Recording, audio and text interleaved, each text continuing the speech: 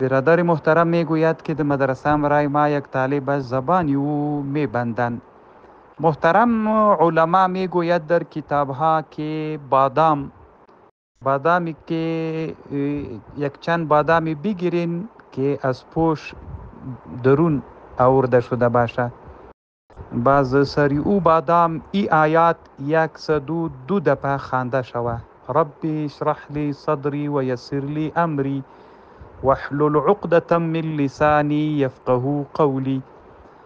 102 دفعه ای آیات سرش خوانده شود. باز او بادام دم شود.